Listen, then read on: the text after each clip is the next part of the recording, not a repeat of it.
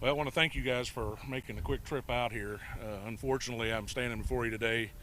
Just had to bring one of our own in uh, for purchasing fentanyl with an intent to deliver to inmate or inmates inside the facility, as well as it sounds like some personal use.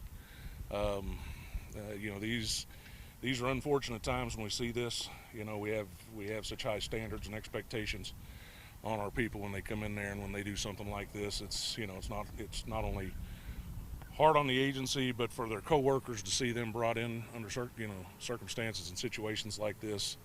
And but we're just not going to tolerate it.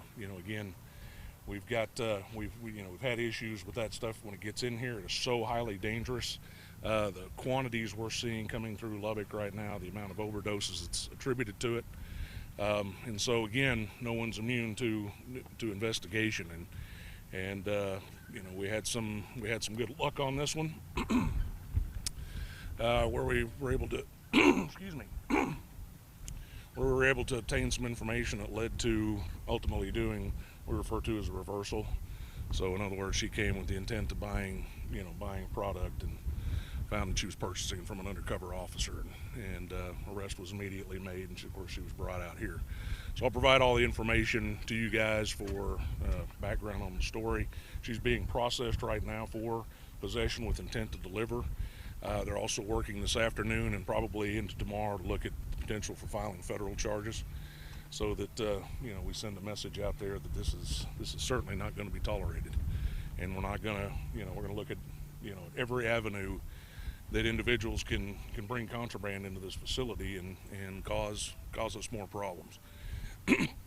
Lubbock is not immune to issues of overcrowding and things that are happening across the state, which makes management that much more challenging with the number of inmates we have back there, let alone adding the additional headaches of narcotics making their way into the facility. So it was a lot of good work done today by officers that I can tell you, I could tell from talking to them, they hate to have to do this, but they're professionals, and they conducted themselves well, and we got something successful completed today. So is there any questions that I can try to answer for you?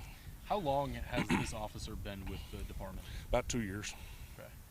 About 2 years. And what specifically was her role? She was a security officer here at the detention center.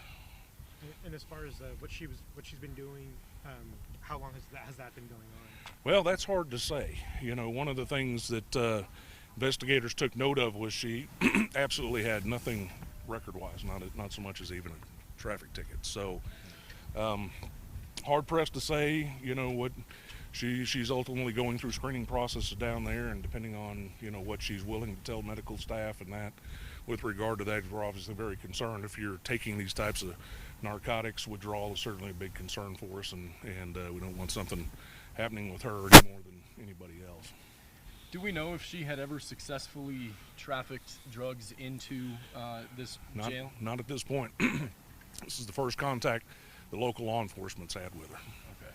And so this is all outside of the jail or inside the jail, the criminal activity, I guess, that she's accused of? Well, like I said, again, from what we understand at this point, a portion of what she thought she was purchasing today was for personal use, and there was an intention to deliver some in here to a specific inmate. How serious of a problem is fentanyl in this jail? Do we see overdoses are common among inmates? It's not common, but we have seen them. We do a lot to try to screen that stuff out. We've moved away from inmates directly receiving mail. All of that is done electronically now. We've got body scanners, not unlike what you see at the airport, for when they're either coming in as a new booking or coming back in from a work detail outside. So again, they still can find ways to get it into the facility. But and again, just the epidemic we're seeing of it here in Lubbock, the counterfeiting of this, so that a lot of times we've got individuals that may be thinking they're getting an ecstasy or an Adderall, and it's actually just a counterfeit fentanyl pill, because that's become the most profitable and easiest thing to traffic in and around our community. And so again, I've often told you guys in the past, probably 90% of the individuals in this facility are in here because they're addicted to something. They may not necessarily be charged with possession of a controlled substance, but they're in for the burglary, the robbery, the theft they did to to support that habit. And so as a result of that, that's what we're dealing with all the time. And so they, when they come in here, it's cold turkey. We'll treat the withdrawal symptoms based on what's going on, but it's a cold turkey stop. So if they can find a means, and unfortunately, when they can identify a weak officer or whatever the case might be, that they're able to talk into doing something like this. I can't fathom it myself. I had several staff members say the same thing, that time they've been here, that just wouldn't be a thought that they would have ever had to want to help out somebody back here, quote unquote. We've got a job to do, and that's to keep them, maintain care, custody, and control of them while they're going through the criminal justice process. But we're not here to bring in contraband and those types of things. So, for my part in the matter, we look at this very hard. It's the reason you see me standing out here, because it is one of our own, was one of our own, I should say.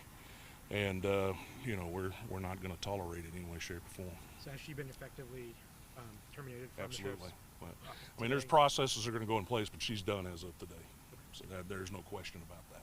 And are you looking at charges or arrests for an inmate that's involved in this? No, because again, given the circumstance, I don't get too far off into the details, but quite frankly, any inmate involvement in this was never followed through. So it was, we stopped it before she would have taken possession of anything. So nothing, no follow up on that. And what specifically was she charged with? Possession with intent to deliver. Okay. And that'll be looked at also on, there's other aggravating factors in that, the intent to introduce it into a correctional facility. Right. We'll let the DA's office and the U.S. Attorney's office make their filing decisions accordingly. But as far as what she's being processed on right now is possession with intent to deliver. And that's based off of an arrest warrant or just an on-view arrest? No, it was on view. Okay. I was there, so. You were there? Yeah, I was there. So. What, did you go with the undercover officer specifically because you knew that she was a part of the department? Mm-hmm. Absolutely. You wanted to see it for yourself? Absolutely. Well, and I want to handle them myself. I mean, again, it's we hold these guys to a high standard, and obviously this is not something we see every day. But when one crosses that line, we're gonna be right there to address it. Did you personally make the arrest, or I did not. No, I let them do it. What you mentioned, so many of the inmates in here are struggling with addiction. What kind of care or resources are available for them if they do suffer from withdrawal, to try to discourage them from continuing to seek these kind of drugs even when they are in jail here? Fortunately, we are well positioned in Lubbock County, and I can't say enough good things, and I would take up the rest of your afternoon if I was to dive into the amount of programs and personnel that we have that are specifically assigned and tasked with dealing with these individuals with whatever problems they have. Serious mental illness, co-occurring conditions using illicit or illegal narcotics to deal with the mental illness. So having 24-hour medical staff out here, we've got Star Care, our mental health, local mental health authority here, partners with us, and they've got staff out here, full time. And so as these guys are coming in, and they go through an assessment process, and whatever issues are going on, when we identify them, we've got the tools and the people, to address it. So, again, I wish, speaking from a statewide perspective, I wish other jails had our capabilities, but we are fortunate that we're able to address those issues, because it's certainly problematic in our jails across Texas. Guys, anything else? Well, again, I appreciate the short notice and apologize for that, but it's either hurry up and wait or Right. Things are going to move like lightning, and today they move like lightning. So We prefer it that way. and we got it. But anyway, guys, I appreciate y'all. Pat will follow up with you on any other information you might need, booking photos and that type of stuff for your stories. All right. Okay? Thanks, guys. All right, thanks, Sheriff.